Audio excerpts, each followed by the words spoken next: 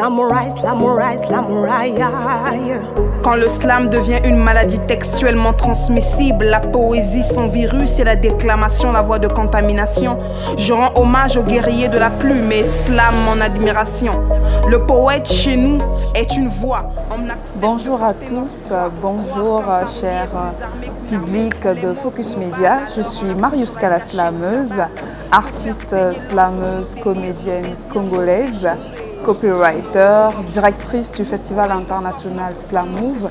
Je suis cette petite fille née au Congo-Brazzaville qui a très tôt eu de la passion pour la poésie et s'est sentie attirée par cet art-là qui plus tard devient en fait son métier. De l'écriture à la poésie, il y a juste un pan et cette Mariuska qui est aujourd'hui devant vous a choisi d'en faire non seulement un canal de thérapie, de sensibilisation, mais aussi de son existence. Mariuska Mukenge est née le 19 décembre à Sibiti, dans la Lekumu, au Congo-Brazzaville.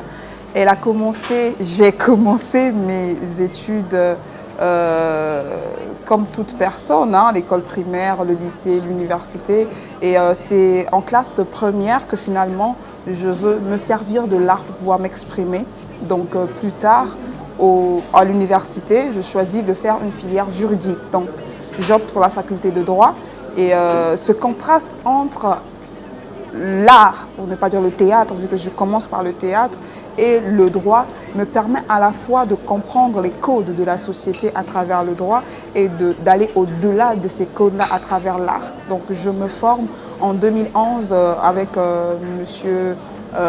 la compagnie Nsala de Harvey Massamba et c'est en troisième année de l'université, précisément en 2014, si j'ai bonne mémoire, que je rencontre le slammer Prodige Éveil qui accepte de me former dans le slam parce que déjà j'en avais maintenant ras-le-bol de juste m'arrêter à écrire mes textes et puis les garder à la maison.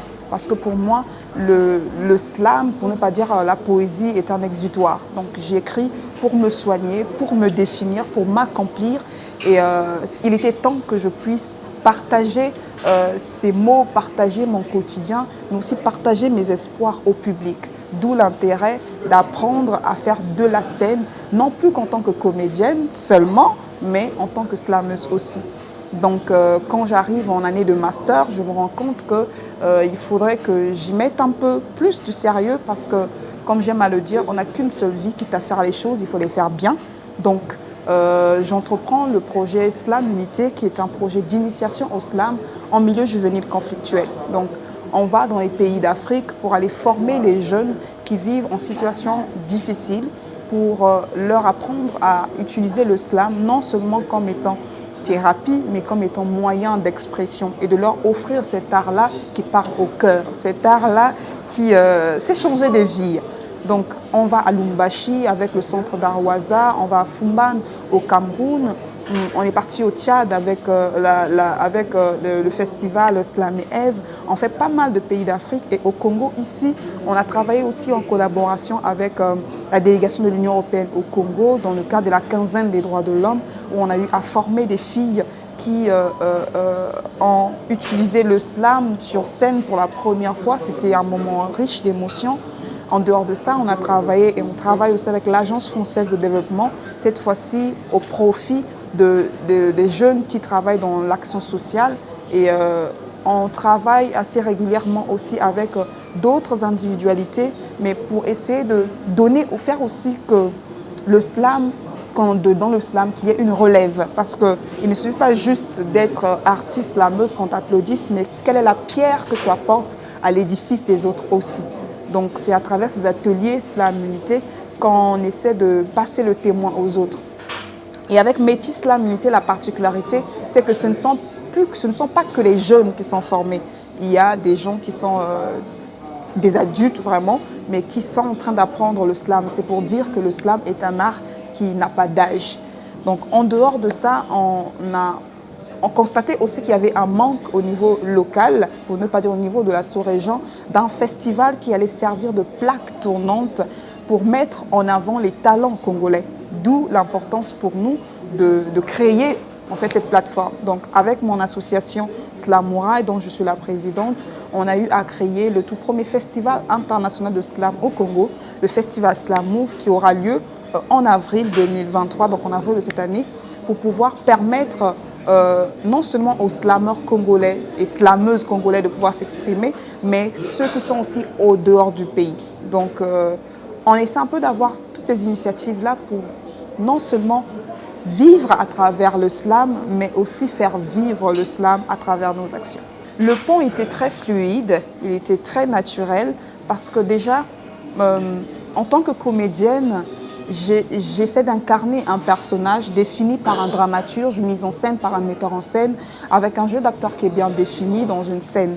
Et avec le slam, je parle à la première personne. C'est juste là, ça la nuance en fait, parce que dans le théâtre, j'interprète la pensée d'une autre personne, mais dans le slam, je suis ma propre pensée. Donc, la transition est très naturelle dans le sens où ça reste des arts voisins. Pourquoi je dis arts voisins? Parce qu'il y a de certains éléments qu'on retrouve dans le théâtre, qu'on retrouve aussi dans le slam. Et je gagne à être les deux parce que j'ai cette facilité-là, en étant comédienne, à pouvoir aussi savoir comment, je ne dirais pas manier la langue, mais à pouvoir véritablement incarner mon personnage, à m'incarner moi-même lorsque je suis sur scène en tant que slameuse. Donc, les aptitudes que j'ai en tant que comédienne m'aident aussi en tant que slameuse. Et ça, c'est la seule différence, c'est en ce qui concerne par exemple la mise en place du projet. En tant que comédienne, ça ne dépend pas forcément de moi. Il faudrait qu'il y ait un metteur en scène qui me contacte et tout. Mais en tant que slameuse, je peux slammer dans la rue mon texte. C'est tellement libre, c'est tellement speed, il n'y a pas trop de contraintes. Mais je pense que ce sont des arts qui ne se font pas la guerre, ce qui est déjà bien. Donc, c'est avec le plus grand des plaisirs que j'incarne les deux rôles.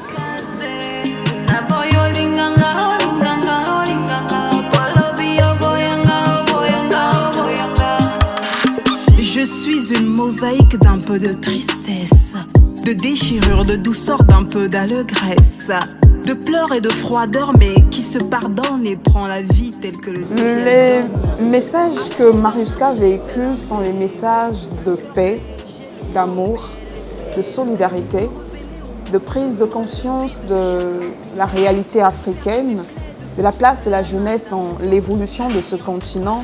Mariuska, c'est cette poétesse-là qui n'hésite pas aussi de casser les codes, d'aller en contresens de la réalité.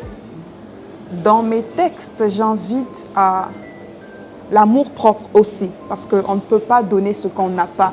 On ne peut pas aimer les autres tant qu'on ne s'aime pas encore soi-même. Je parle aussi de la situation des enfants, parce que non seulement en tant que... je ne dirais pas ancien enfant, hein, on peut être enfant toute sa vie, mais en tant que personne qui a vécu certaines choses dans son enfance, j'essaie d'être la porte-voix des enfants. Parce que dans nos sociétés, généralement, quand les parents parlent, les enfants doivent se taire. Et ce combat pour les enfants-là m'a permis aujourd'hui d'être championne de l'UNICEF pour les droits de l'enfant. Donc, dans mes textes, j'interpelle aussi l'opinion publique, pour ne pas dire les parents, à prendre soin des enfants. Et vous convenez avec moi que dans nos sociétés, beaucoup d'enfants se retrouvent dans des familles recomposées, où soit la belle-mère n'aime pas l'enfant, partant, il traumatise l'enfant, soit c'est le beau-père, mais généralement c'est les belles-mères qui n'aiment pas les enfants de leur rival, s'il faut dire ça comme ça. Mais donc j'essaie de sensibiliser de ce côté-là, parce que les enfants, c'est l'avenir de demain. Les bourreaux de demain, c'est aujourd'hui qu'on les fabrique. Donc si on veut d'une société plus équilibrée, si on veut d'une société plus dans laquelle la jeunesse, pour ne pas dire les humains, seront plus épanouis, c'est aujourd'hui qu'on doit les préparer. J'aime à dire que lorsqu'on frustre un enfant aujourd'hui, on fait de lui un homme complexé demain. Et donc, c'est un peu ce combat que je mène aussi. Il y a un autre combat qui me tient aussi à cœur, celui de la question, je ne dirais pas de la place de la femme, parce que la femme a toujours eu sa place, mais de la question de l'impact de la femme dans l'évolution de la société. Et je ne suis pas une féministe extrémiste, je suis une féministe réaliste, s'il faut dire comme ça, dans le sens où je dis clairement que autant les hommes ont leur part de responsabilité, autant les femmes aussi ont leur part de responsabilité. Et il est important aujourd'hui, en tant que femme, de se dire qu'on a notre pierre à porter à l'édifice de l'humanité, que notre féminité n'est pas une faiblesse ou n'est pas une condition ou une raison de paresse. C'est vrai, l'histoire a montré qu'on a été beaucoup exploité, qu'on a été beaucoup assujetti, mais aujourd'hui je pense qu'on est dans des sociétés plus ou moins, parce que le cas du Congo n'est pas un cas général, mais on est dans des sociétés où aujourd'hui la femme a la possibilité de s'affirmer. Et tant qu'on ne va pas briser le silence, nos bourreaux, je répète encore ce mot, vont continuer à nous manipuler, à nous maltraiter. Et c'est à nous-mêmes aussi de ne pas leur donner l'opportunité. Parce que lorsqu'on est adepte de la facilité normale, qu'on pense que la femme, c'est toujours cet être fragile à qui on doit tout donner sur un plateau d'or. La liberté dont nous voulons, c'est une liberté à double sens. Tu vois, il y a le pour et le contre, il y a les droits, il y a aussi les devoirs. On ne peut pas vouloir aujourd'hui que les hommes nous respectent si nous-mêmes on n'inspire pas le respect. Donc, dans mes messages, j'invite la femme à être forte, à ne pas se laisser engloutir par le poids de son passé ou par le poids de sa réalité, à se dire qu'aujourd'hui, son épanouissement ne dépend que d'elle-même et c'est à elle de se lever pour poser les actions. Parce que ce sont les actions qui libèrent, ce sont les actions qui changent le monde. On a beau avoir des slogans, c'est bien, mais ce n'est pas suffisant. Et aujourd'hui, il faut poser les actes de manière régulière, de manière percutante. Et même un petit geste peut changer ou peut être le début d'un grand changement. Ne pas toujours attendre d'avoir de grands financements ou de grands accompagnements, non. Même dans ta petite sphère de compétences, essaie un peu de changer les choses. Et donc, ce sont autant de combats que j'essaie de défendre à travers le slam, parce que je me dis aujourd'hui, on n'a qu'une seule vie pour accomplir tout ce qu'on veut. Et je n'attends pas à avoir 90 ans pour commencer à défendre les causes qui me tiennent. Je me dis que si ma petite voix peut aider une femme qui est en train de déprimer à prendre courage, pourquoi est-ce que je vais m'abstenir? Je ne vais pas juste me la jouer superstar. Il faudrait que ma voix serve aussi à quelque chose. Je pense que la femme en général et la femme africaine en particulier a toujours contribué à l'évolution de la société. C'est juste qu'il n'y avait pas assez de projecteurs devant ce qu'elle fait. Vous allez convenir avec moi que nos mamans, c'est elles qui géraient le foyer. Elles partaient au champ. Quand elles revenaient, elles faisaient tout pour le foyer. La seule différence, c'est qu'il n'y avait pas des projecteurs pour montrer ce qu'elles faisaient. Et la femme d'aujourd'hui aussi continue de se battre. La seule différence, c'est qu'on ne met pas assez de lumière sur ce que la femme fait. On est généralement plus emmené à montrer ses dérives ou à montrer ses manquements. La femme a toujours contribué à l'évolution de la société. Elle a toujours, d'une manière ou d'une autre, participé à l'économie du pays. La seule différence, c'est qu'on lui a rarement tendu le micro pour parler de ce qu'elle fait. On a rarement mis des caméras pour qu'elle montre ce qu'elle fait.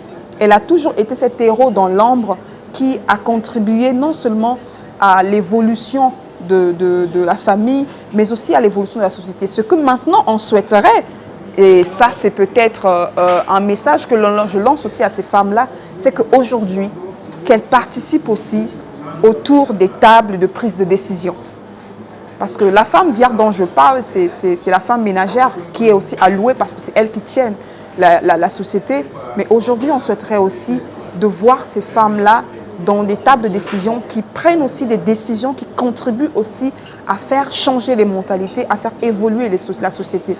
Aujourd'hui, heureusement, nous avons une loi, la loi Moi-Ebara, mais encore, pensons-nous, de quelle manière pensons-nous à mettre en pratique ce qui est dans cette loi-là et de quelle manière nous-mêmes, en tant que femmes, nous servons d'exemple. Parce que nos petites sœurs veulent aussi avoir des modèles. Nos petites sœurs veulent aussi se dire qu'il y a une femme députée par-ci qui inspire, il y a une femme ministre par-là, il y a une femme chef d'entreprise par-là. On veut aussi les voir. Elles existent, je ne dis pas qu'elles n'existent pas. Elles existent, ces femmes-là. On veut qu'elles soient de plus en plus nombreuses. On veut qu'elles fassent entendre aussi leur voix de plus belle, afin qu'on comprenne finalement que la vie, la société, c'est juste une question d'équilibre. Parce que le combat pour les droits de la femme n'est pas un combat contre les hommes. C'est un combat contre un système qui essaie de légitimer la violence faite à son égard.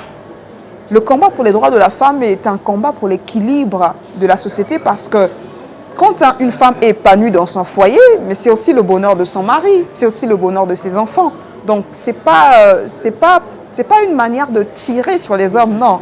On les aime tellement, nos hommes. C'est au contraire une manière de les dire qu'on est là avec vous.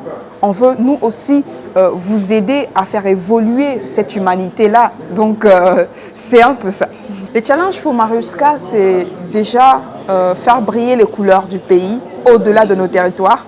On a déjà commencé à le faire avec notre participation aux journées musicales de Carthage. On a représenté le pays, on a slamé sur scène avec le drapeau tricolore. Et le souhait, c'est de continuer à le faire encore plus haut. Ça, c'est la première des choses. Ensuite, c'est que le festival Slamove devienne, en cette année, en cette édition aussi, une référence de slam ou de festival de slam en Afrique centrale pour le moment. Le souhait, c'est aussi qu'il y ait beaucoup plus de jeunes engagés dans le slam. Il y a déjà beaucoup de slammeurs au Congo, j'en conviens. Mais le souhait serait que encore beaucoup plus de jeunes s'intéressent. Parce qu'aujourd'hui, malheureusement, nos frères, nos sœurs s'intéressent plus beaucoup à la lecture. On est maintenant beaucoup plus accro sur les réseaux sociaux, mais on oublie que la lecture, c'est le voyage, c'est la découverte, c'est embrasser d'autres imaginaires. Et on espère que cette année-ci, la poésie sera encore beaucoup plus présente dans la vie de nos frères, de nos sœurs. Donc, que cet art-là soit beaucoup plus médiatisé encore. Et je remercie vraiment Focus Média pour mettre une lumière sur ce qu'on fait parce que en dehors de moi qui suis slameuse, il y a plein d'autres femmes aussi qui brillent à travers le monde, à travers le pays. Mais je suis très reconnaissante de penser à mettre la slameuse que je suis et donc par la même occasion le slam sous les feux de projecteurs pour montrer à nos frères, à nos sœurs qu'elles peuvent aussi briller en étant poétesses, que ce n'est pas une affaire des hommes ou des élites ou une vieillerie. Non, le slam est moderne. Je me dis, j'ai juste oublié le nom de l'auteur qui dit « Ce que tu ne peux pas changer, accepte-le. Et ce que tu peux changer, change-le. » Je ne peux pas changer le regard des autres en leur imposant ce changement. Mais je peux changer le regard des autres en leur démontrant par mes actions que les ondes négatives ne m'atteignent pas. Donc, il y a toujours le bon côté et le mauvais côté. Le plus important, c'est de voir comment est-ce qu'on transforme un regard négatif en quelque chose de positif. Quand on doute de moi, ça me donne encore de la force de travail de plus belle. Les remarques, les critiques, je les prends toujours positivement parce que j'ai conscience que je ne suis pas parfaite. Si j'attends que tout le monde m'aime, que tout le monde m'apprécie ou m'applaudisse, mais je vais passer ma vie à déprimer parce que ce n'est pas possible. Même Dieu lui-même fait l'objet des contentieux, fait l'objet des critiques, comme une fois moi qui suis un être humain. Donc, les critiques, je les prends positivement. Quand quelqu'un me dit que Mariuska, tu aurais dû faire ci au lieu de ça, j'accepte la critique et je vois comment est-ce que moi je vais réagir à travers ça. Parce que toute critique aussi n'est pas toujours mauvaise. Les hommes qui ne m'apprécient pas, je vous aime parce que vous m'aidez à me rendre compte que je suis cet arbre-là qui a des fruits, parce qu'on ne jette des pierres que sur un arbre qui a des fruits. Donc je ne prends pas des retours négatifs dans un mauvais sens, non, sinon ça va me déstabiliser, ça va m'empêcher d'avancer. Au contraire, il faut de tout ça pour faire un monde. Et heureusement qu'il y a des gens qui croient en nous, il y a des gens qui nous aiment, qui nous accompagnent. Et c'est sur ça que je m'appuie pour tirer ma force. C'est sur toutes ces personnes-là qui m'écrivent, qui m'encouragent dans mon art, que je m'appuie pour me dire que même si aujourd'hui ce n'est pas encore ce qu'on veut, mais demain sera meilleur. Et il faut encore que je me donne parce que le chemin est encore très lent. Il y a encore des combats à relever. Si je me laisse abattre par des critiques, mais c'est que j'ai rien compris de la vie. Prends la vie telle que le ciel donne. Apprendre à marcher tel un bébé, le cœur léger, le corps pélé.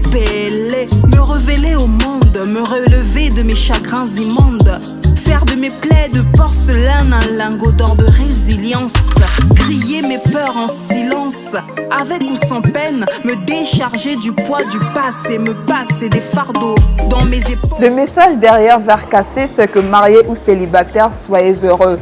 Parce que cette même société qui nous conditionne à être mariés ne nous apprend pas à être heureux.